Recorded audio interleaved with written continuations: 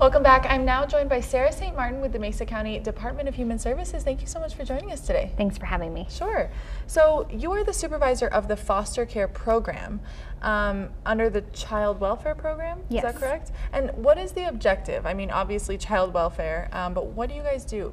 Right, so our objective is to keep kids safe. Okay. And so we get involved when there's been abuse or neglect, and sometimes that means we have to take a child out of their home and place them somewhere else while we work with families to try and return children to their families. Okay.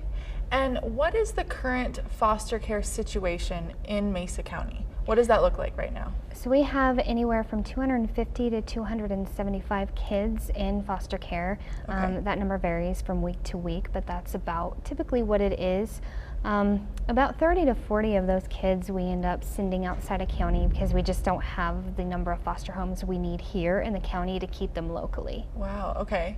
And obviously you guys are trying to bring those children back into Mesa County, correct? Yes, we are. Okay, and why is it so important that those kids stay in Mesa County? Right, well, they've already lost so much by being moved from their parents, from their homes that they know, and when they're moved from their communities as well, that's another separation. They're moved from their schools and their friends, their communities, and their supports when we have to move them out of the county.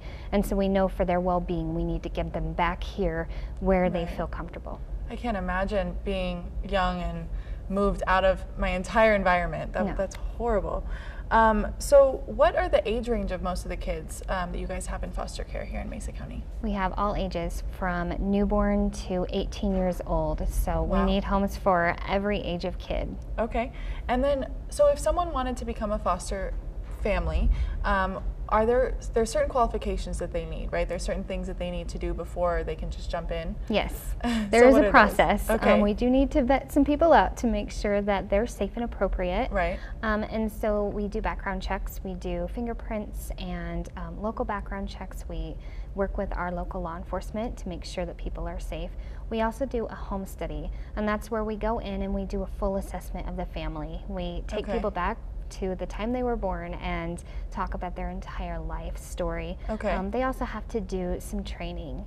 So the whole process takes anywhere from 3 to 6 months typically. Okay, to become approved to then take in a child? Yes. Okay, and is that an expensive process? It's not. Okay. So I think the only out-of-pocket cost that foster parents have when becoming certified with us is they have to pay the sheriff's department to get printed, which I think is like $5 to $7 per card. Right. Okay, not bad. Right. And how can people get involved? If they're interested, where can they go? Sure. So they can go to our website. That's fostercareofmesacounty.us. Great. .org. And all of our information, our contact information, there's links to more information about the process. There's frequently asked questions. They can see some kids that are needing adoptive homes on there as well. Great, okay. And real quickly, I know you guys are also doing a school supply drive, and all the donations go to these kids in foster care, correct? Correct. Great. So we recently got enough backpacks for every kid in care, and now we're trying to get supplies for them as well. Okay. And all the information for that is on Project 127's website. Okay. And there's several drop-off locations that they can go to. We need several supplies for the kids. And that ends? That ends July 15th. Okay, so Coming everyone up soon. Get your donations ready. Yes. Perfect. Well, thank you so much for coming on and talking about it today. Thanks for having me. Sure.